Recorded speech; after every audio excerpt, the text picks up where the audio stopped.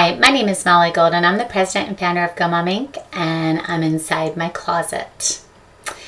I know this might seem like a weird place for me to do a video, but you may have noticed this past weekend there was a terrible outbreak of tornadoes that lasted over 3 days.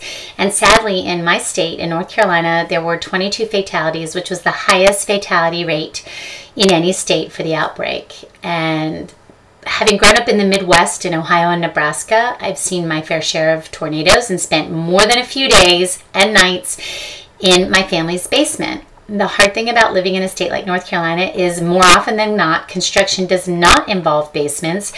And throughout our state, there are, in fact, as there are in more warm weather states, a lot of mobile homes. So a great number of fatalities can come from unsafe structures. Even if you did everything right and went to the smallest room that was enclosed interior, like a bathroom or a closet, a tree might fall on your home and somehow cause just a terrible tragedy. So while we had a tornado warning without sirens sounding, which is another issue for another video, while we had a tornado warning, my neighbor called me and said, I didn't grow up in the Midwest. I know you did. What do I need to do? So I wanted to share with you the 3 things that you need to be mindful of when, first and foremost, you get to the safest place in your house. For me and for our family, it's this coat closet. And I happen to have inside this particular closet all of our mementos. That's number 1. Make sure that you, in the space that you go into, if it's big enough, as in a closet or a basement area, that you store anything that, within reason, not the whole ham sandwich, but the things that you couldn't bear to lose. Think about being able to fit it into one box. I know that that sounds really hard, but go with that. Second, make sure to grab your phone. Your phone matters, not only because it can help you communicate, but also because you can automatically take pictures if there's any damage.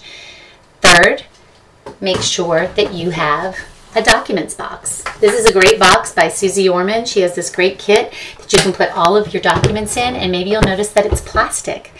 God forbid there's damage to your home, your important documents, insurance policies, and anything else like that, you're going to need with you.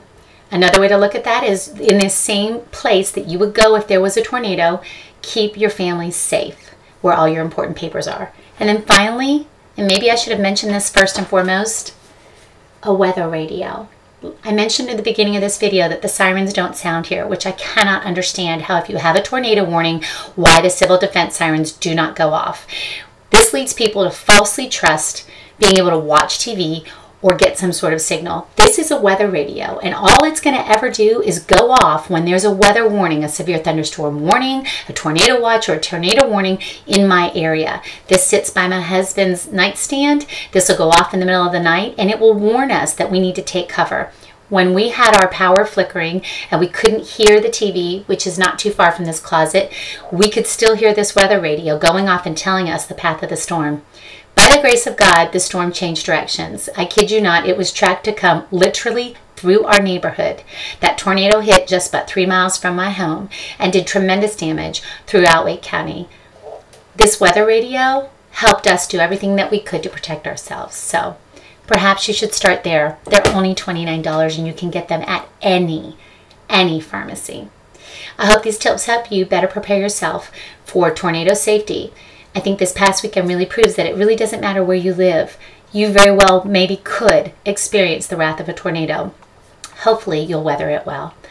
Thanks so much for stopping by, and I hope that these tips help you be more organized when it comes to family safety. See you next time.